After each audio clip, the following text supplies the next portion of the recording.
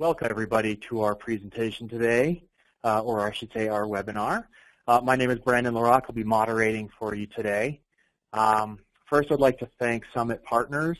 Summit Partners is a full-service IT solutions firm headquartered in Las Vegas, Nevada, serving the Western region and the country for comprehensive IT solutions, looking at solving some business issues, bringing IT solutions into your business, into your schools, educational district. Summit Partners works with all types of businesses to find the right solutions, get them implemented. So I want to thank them today for bringing together some expert panelists, provide some great information. Our first topic today is updates and changes to the E-rate program for funding IT in educational arena. We have with us today Juan Rodriguez. He is the K-12 E-rate National Channel Manager for Hewlett-Packard Enterprise. And I am going to turn it over to Juan without much further ado and let him tell you a little bit about these changes and ways you can take advantage of the program. Thank you. Good morning or good afternoon, everyone. Thank you for joining our call today. Today, at the very first part of this presentation or webinar, we will be discussing aspects of the E-rate program. Some of you may be familiar with the E-rate program, but from the past, but it has gone through a number of changes. I don't think I'm able to turn the slides. All right, Juan, I'll get you control and I'll advance the slide for now. Okay. So going on to the next page, for those of you that are familiar with the E-rate program, it started back in 1999. It was part of the Telecommunications Act. This provided funding for schools and libraries to increase their technological services into the school districts, and at that time bring internet access into the school districts. Back in those days, if you remember, the internet was a rather new concept.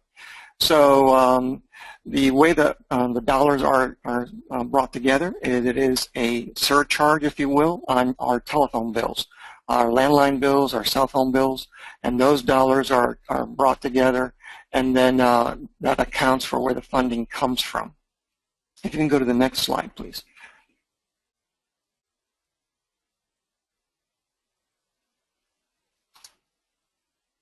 Okay, so it is available, like I said, to all schools and libraries. It is administered by the Universal Service Administration Company. It's actually a private company. The program is actually part of the FCC. The original funding cap in the first 15 or so years of the program was about $2.3 to $2.5 billion. And the program is divided up into two basic categories, Category 1 and Category 2, as we know them today. And it would fund, at the beginning of the years of the program, it would fund primarily Category 1 services or telecommunications type services. Think of that as, T1s, PRI, voice services. And then Category 2 are services that are on-premise. For example, access points, controllers, UPSs, racks, cabling, wiring, things of this nature. So in the first few years of the program, we had some challenges with it where there was not enough money in the program to fund both categories. So as a result, about a couple of years ago, the program went through a change known as the modernization orders. And in essence, that changed the whole E-rate program. Where we are today with the program is there's almost $6 billion total in the program. That's why we call it there's 4 billion reasons why to apply, because there's $6 billion in the program, and only about $3 billion have been asked for. So in essence, there's more money in the program today than people are asking for these dollars.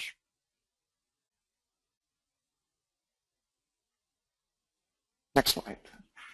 Next slide, please. So as I mentioned a little bit earlier, we talked about the E-rate modernization order. Some of the biggest changes, again, is the additional funds provided to the program, as well as the way that the funding was provided to schools or entities, namely libraries. In essence, in the past, when the monies were divided up, it would go out primarily first to all Priority 1, or what is known today as Category 1 type services, and with whatever monies were left over, if any were left over, they would fund Category 2 services.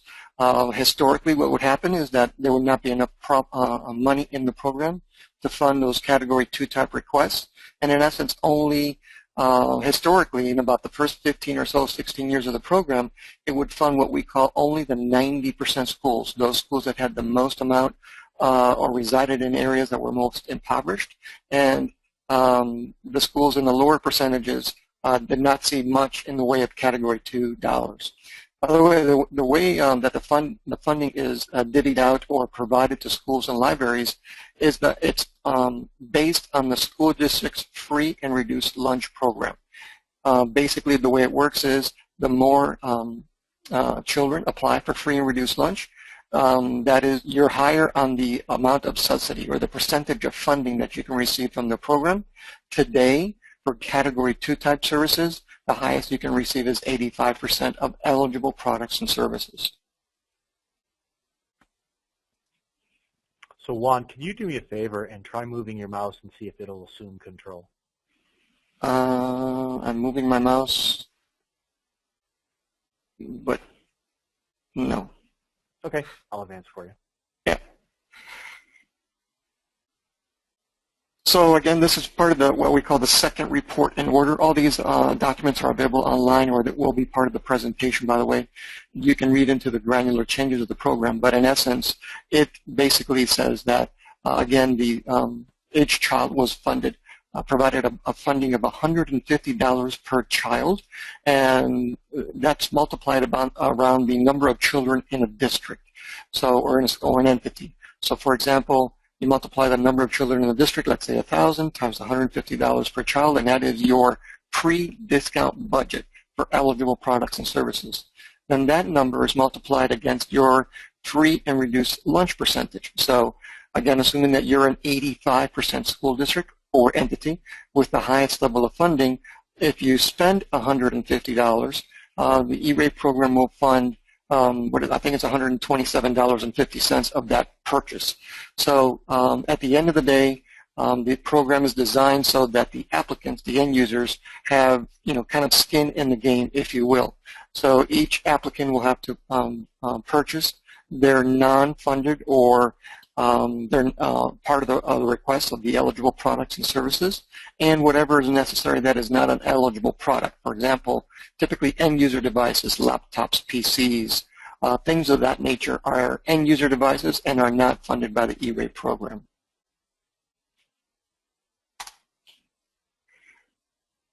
We just talked about the result of these modernization orders. Again, it talks about the dollars that were added to the program.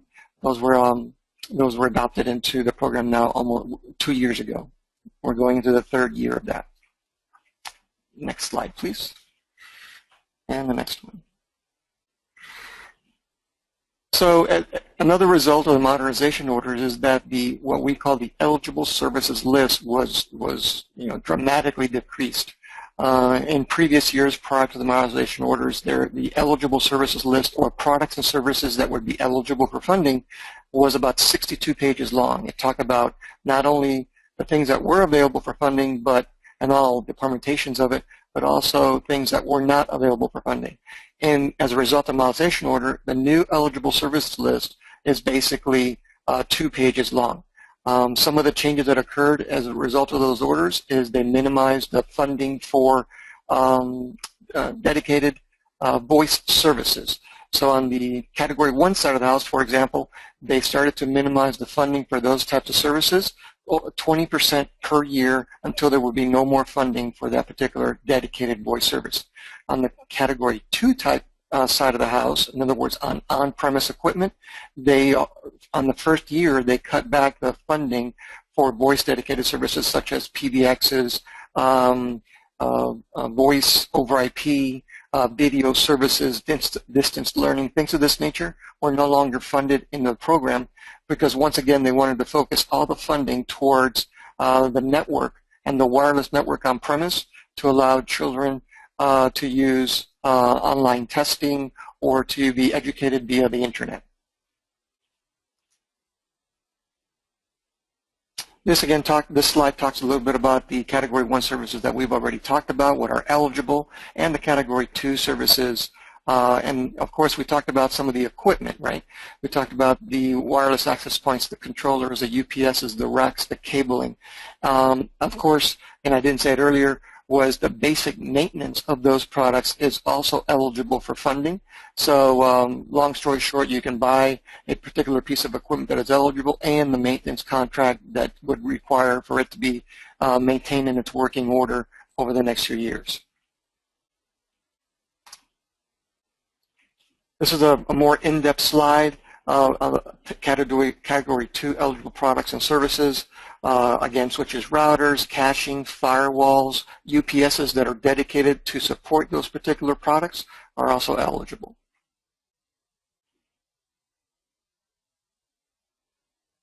Going on with the eligible services, there is still quite a lot of things that are eligible. Most of pretty much anything that you can think about in order to support the network and the wireless network of a particular entity, school, or library. You'll find that it is eligible in the program and up to as much as 85% funding.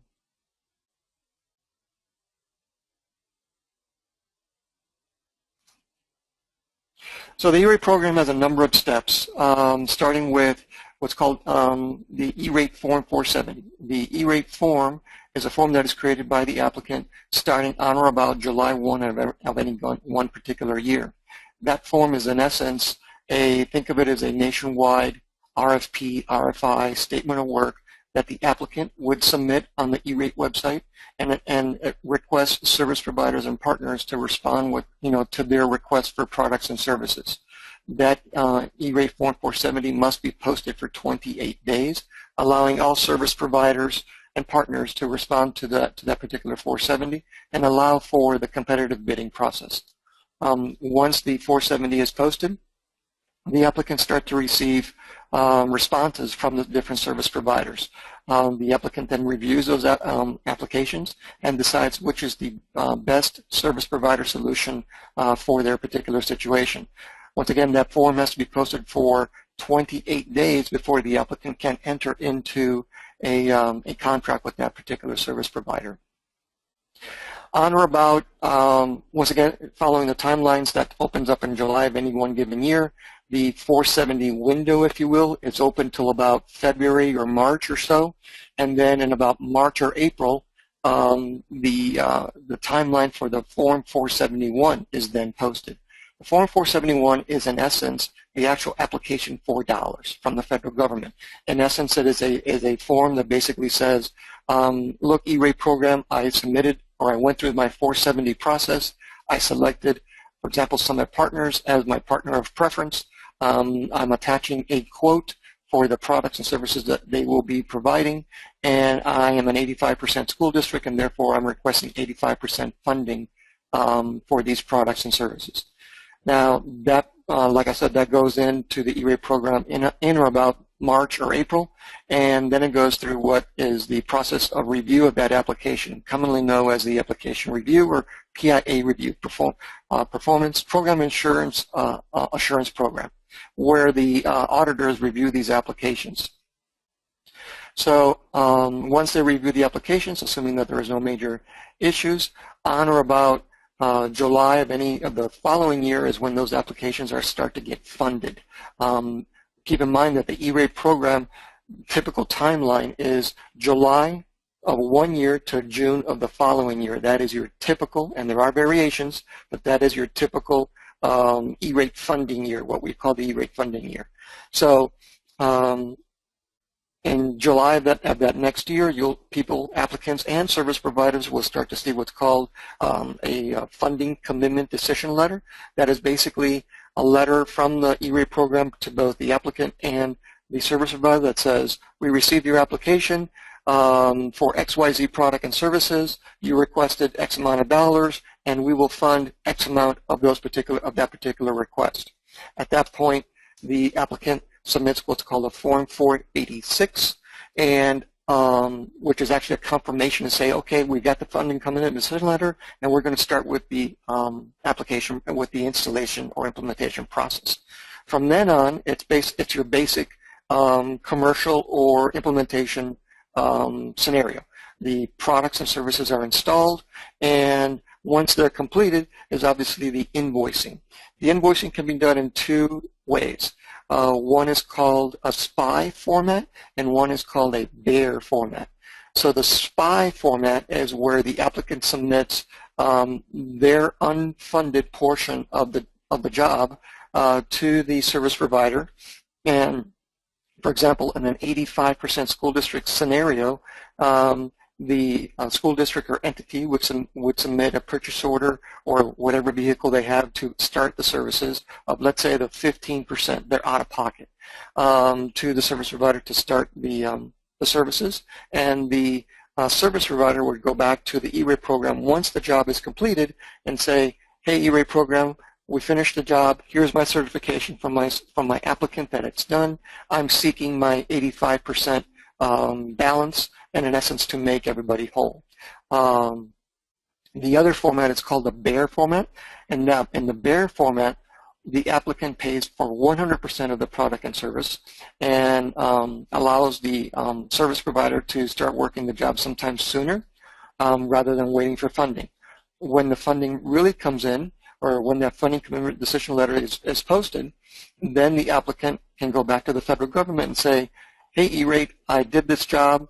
Here's my certification from my service provider that the job was completed, and I'm seeking, in the same scenario, I'm seeking the 85% back in the way of a reimbursement back to the school district.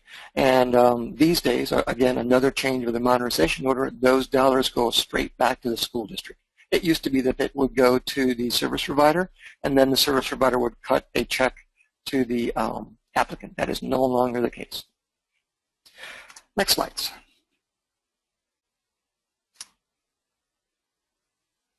So we talked about many of these timelines, and it'd be a good idea to go through some of these things. They are typical timelines.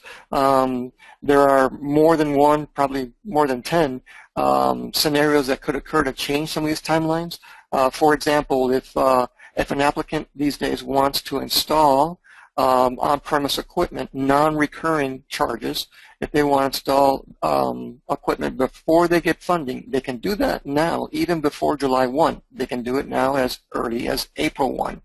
And all they have to do is pay the service provider 100% of the request. The service provider then installs the equipment, completes the implementation, and when the applicant is funded by the E-rate program, whether it be July, August, September, whenever the funding commitment decision comes in, that's when the applicant would go back to the E-rate program in the form of a BEAR and say, okay, I installed my equipment in April. Here's my certification that it was installed. I'm seeking my reimbursements. Next slide, please.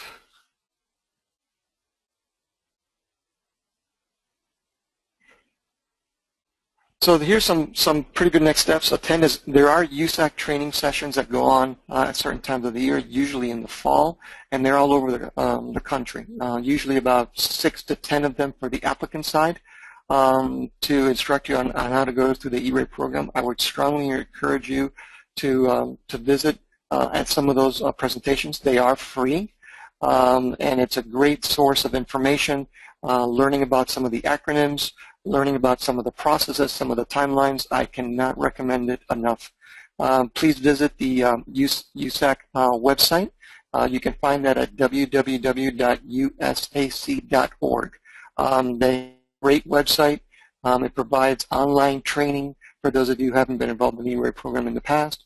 Online training to walk you through each and every step of the program. And it may sound daunting at the beginning, but trust me, it's really not that difficult once you get started, and it does bring a tremendous amount of benefits to your districts or your institutions. Next slide, please. Here are some quick links, if you will, to the different websites.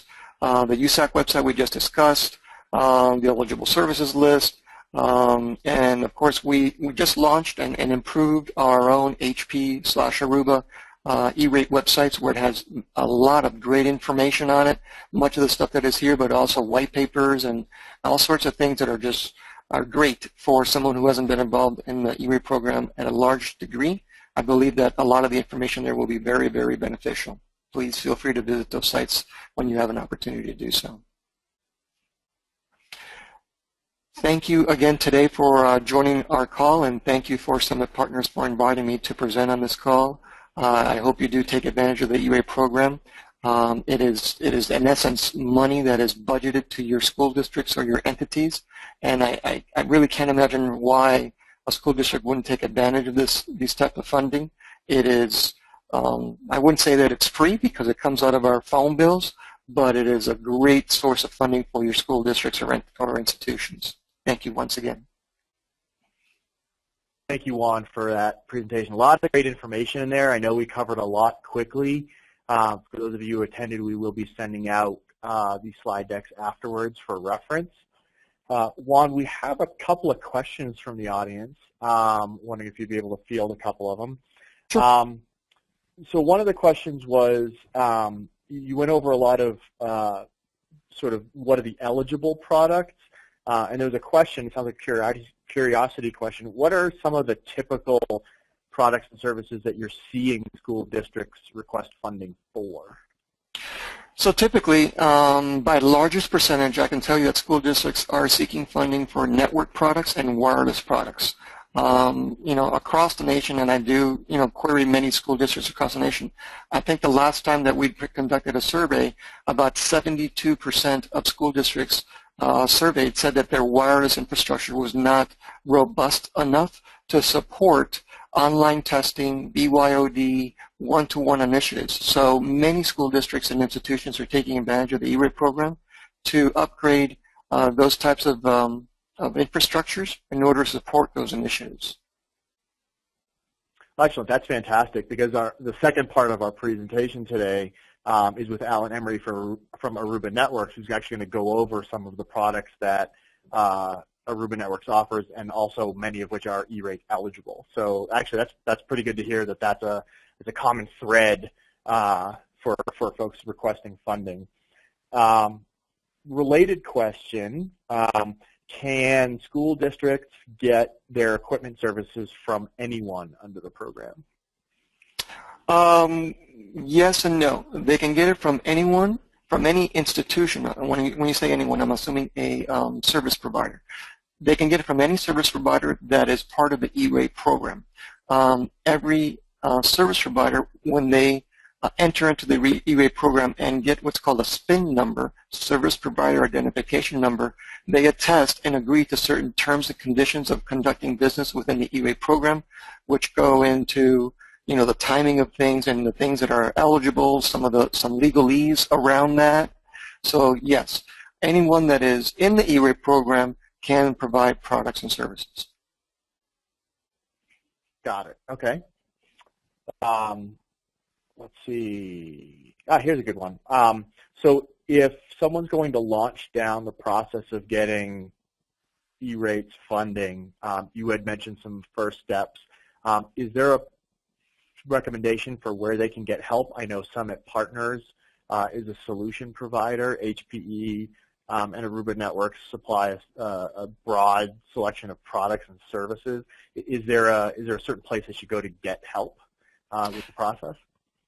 In terms of the E-rate process, we'll have a copy of this slide, of course. You can go to the HP Aruba website, and there is a step-by-step tutorial, if you will, of the different steps of the process. There is also one on the USAC website that takes you on a very detailed, like I said, step-by-step process of submitting your request for funding. I would say even before you submit your Form 470, and we are still in that E-rate Form 470 window, if you will, is first understand what you have. In other words, survey your infrastructure, survey your network to try to determine where you are today and where you want to be, let's say, 3 years from now, in terms of bandwidth, in terms of equipment, in terms of, what is it that what you or your district are trying to do in the next couple, 3 years, so that you build out your network and your infrastructure in a way that you can support that. Excellent. Excellent. Good advice. We have one last question, and then we'll take our intermission break between the sessions. We do have some additional folks joining the session for the second part, so we'll give them a little time to join. Let's see. Last question in here was, Juan, you talked about there being a lot of recent changes or changes in the last few years over the E-rate program. Are you aware of any pending changes or recommended changes coming up to the program that other people ought to be aware of? Not at the moment. Every year, the FCC puts out what's called a NPRN, Notice of Public Response. It allows applicants and service providers to respond to them with changes they would like to see into the program. That time frame closed about 2 months ago. In terms of Category 2 type services, there was not many changes at all. It stayed pretty much as it has been since the result of the modernization orders. There were some changes on the Category 1 side of the house when we talk about dark fiber or lit fiber installations. But again, on the Category 2 side of the house, not much at all. So there's not much changes there other than I'd like to say that, reiterate if I can, that the money is there. This is what I like to tell people is this is not your grandfather's E-rate program where you had to put an application in for Category 2 type services and wait and see if you got funding or not. In essence, with the amount of money that's in the program today, the E-rate program is already committed to funding. As a matter of fact, before they sent out their first funding commitment decision letter this year, they already posted that they would fund every eligible application and at all percentages, which used to be unheard of. So I cannot say enough. Please apply for products and services leveraging the E-rate program and its funding. You really can't go wrong.